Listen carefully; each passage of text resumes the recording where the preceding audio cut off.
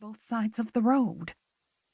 The black vehicle crept over onto the opposite lane until it was level with her driver's door, forcing her within inches of the fence. She could see only a hint of the driver, not enough to decide if it was male or female, or to notice any other identifying characteristics.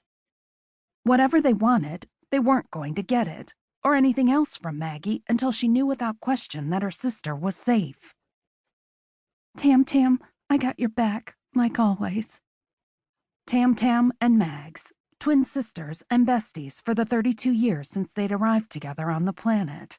That would never change. The two cars flew almost side by side. The other fender tapped hers, and the vet shuddered and bucked, but she kept it on the road. Panic bit at her. Again came the sound of the train whistle. The speed disoriented her. Was it coming from beyond? Beside? She wanted to slow, but her pursuer had fallen back now, tucking in behind her.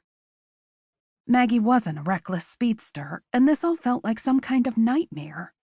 Knuckles white, she held onto the steering wheel and floored it, pulling several car lengths ahead. Was this man actually trying to kill her? No, she thought. He's trying to kill your sister. Teeth gritted, Maggie fought the steering wheel, and the monstrous fear rising inside her. Liam Pike dismounted his horse, banged his cowboy hat against his thigh to dislodge the dust, and rammed a hand through his thatch of unruly auburn hair. His hip throbbed, courtesy of a 1,200-pound heifer who had taken offense at his notion to move her and the herd to the upper pasture on the Roughwater Ranch.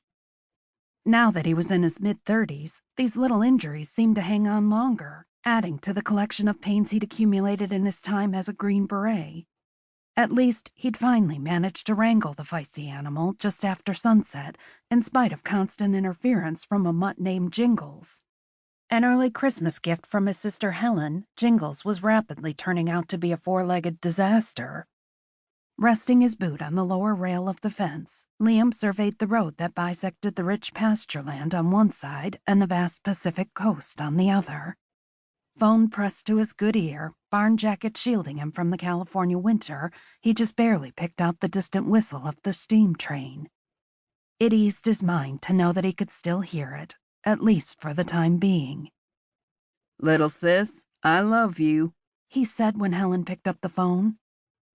"But we gotta talk about this dog."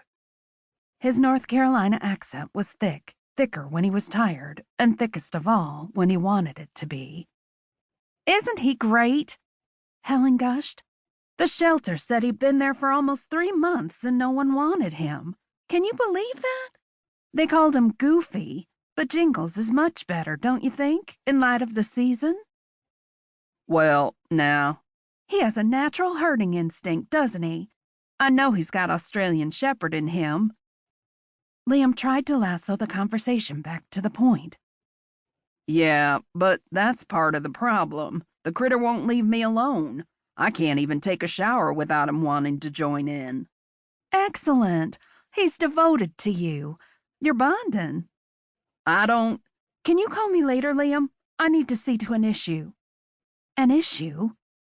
There was something in her tone, something underlying the jovial teasing that made him think it wasn't a routine situation at the Roughwater Lodge she managed. Prickles danced across the back of his neck. Was something wrong with his baby sister? It was not that long ago, while he was still deployed, that her best friend had been murdered on the lodge property. Her scars ran deep and raw after the senseless tragedy. His protective instincts buzzed. "What's—" "Stop worrying. It's nothing I can't handle, big brother. Go and play with your dog." She hung up.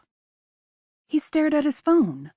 Since his father train-wrecked their lives when Liam was a kid, it had been his #1 job to care for Helen. Neither his past service as a Green Beret nor his current duties as a cowboy on the sprawling Roughwater Ranch diverted him from tending to her, whether or not she welcomed his assistance.